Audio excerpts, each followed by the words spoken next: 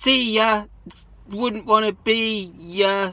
I mean, you might be really nice, and maybe I would want to be you. I don't really know who you are. Some of you probably not. I mean, this week in Etymology Adventures with me, Tim, a writer who does etymology adventures. You. I've been writing a story in the second person, and well, when you do that, you realise that it's actually quite a hard thing to do because you have to write the word you a lot. And then I was having a friend. And then I was having a conversation with a friend on Instagram via DM. Her name is the Great Clown Pagliacci, which of course is a reference to The Watchmen, which is probably my all-time favourite book. During this conversation, she used the word yours to mean singular and plural. Of course, this is correct. Now, I've been using English for roughly 35 years.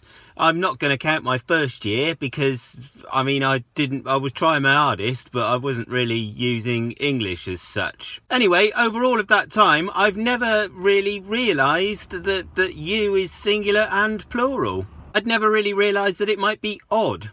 I was taught English at school, and of course I was taught the rules of grammar at school, which I then promptly ignored and then learnt them slowly and in a lot more difficult process over the preceding years. I then went to university and was taught fine language through great reading and also through great education, through people helping me to appreciate what good language looks like. But it wasn't until I started writing that I really gained the ability to sort of zoom in or zoom right out on language. It's only when you actually use language as an implement, or you use the implements of language to build sentences, to build pictures in people's minds, that you start to realise the limitations of the tools that you have, what they can and can't do. At least that's how it worked for me. If you already had that ability or already have this ability, then well done. You've won the cognitive ability lottery. Plus 100 experience points for every sentence that you say. Level up. So what's going on then? Should we look at the etymology first? This one's fairly easy, as pronouns are probably older than language. I mean, they wouldn't have been words as such, but they might have been shrieks, just to sort of go, look, that person is over there, look, there's Tim. Maybe that's what you would say, or maybe that just means hello, dear fellow, or something. Anyway, pronouns are pretty old. Homophones for you are you, sheep, you, the letter U, you, the tree, the you, and Hugh, my friend who is quite tall and writes about food. So what about this plural business then? Well, if you go back to ye old England, you'll find that there was indeed a plural and a singular you. Thou being singular and ye being plural. Thou was actually originally a term of deference. So you would use it specifically to refer to, well, while you were talking to maybe a king or an aristo or some kind of holy man. Even though thou is the singular, actually plural forms were seen as, well, more deferential. It's where we get the term the royal we. There is actually a name for this, for using different pronouns to refer to different people in conversation. It's called the TV distinction. And though it's tempting to make a joke about television right now, which I won't, although I kind of have by actually pointing at it, it's actually taken from the Latin pronouns tu and vos, so a tu vos distinction, i.e. using different pronouns to show deference to or difference in social structure, or to show deference to someone who is important or who is further up the social strata than you, or lower down in fact.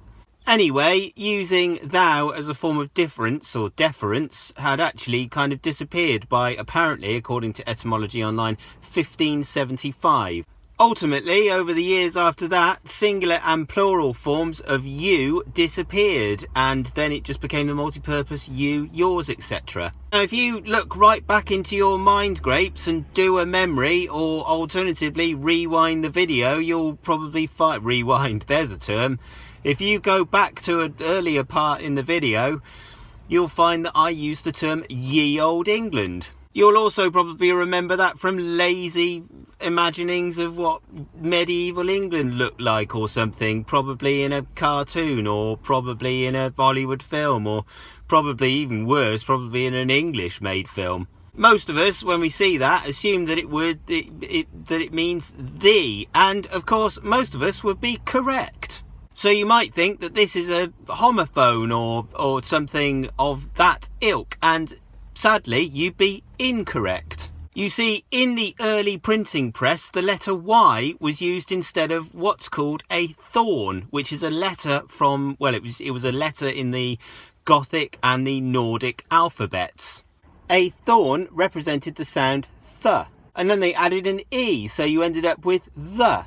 So when you read that sign and you say ye old England or ye old, I don't know, broom shop or whatever it is that you're looking at, ye old PlayStation 1 shop, you should actually be saying the old PlayStation 1 shop. Isn't that interesting? I found that really interesting, and that we all get that wrong, but it's a really common thing in our culture. That's interesting. Before I go, I just want to talk a little bit about ye and thou again. If we could go back to ye and thou. Imagine you were a pedant in medieval times and then you saw all the kids who weren't using plural or singular. They were just using one word, either thou or you or yours or vu. Imagine your irritation that the language had changed and that children were now lazy because they couldn't use plural or singular forms of a pronoun. It's easy to pick on people when you think they're being lazy with language, and do you know what? Fair play, some people really are. I mean, I don't know whether you've ever been on Tinder recently, but it appears that most people don't know how to use a full stop. I have no idea what some people are saying to me. You might think, well, that means that there are no more variations of you anymore. Well, actually, that's not quite true. Like many English speakers, i.e. British English speakers, I say things like see ya or do ya. Believe it or not, these are actually legitimate alterations of you. My United States friends say y'all, as in you all, which actually is also another variation and a totally legitimate one, I would say, or I would argue. And that's where the story ends for now, at least. I've said it before and I'll say it again. The thing that always amazes me about language is it is continuing to move. Do you have a variation in your locality? Why not stick it in the comments or something? Or maybe just say it to yourself, or talk to your friends, or phone up your mum and say it to her or something. I don't know, just have some kind of contact with the world. Maybe go and do that. Also, here's a short story. And here is another word video. And if you press the button on my face, you can do a subscribe. Thanks very much then. Take care then.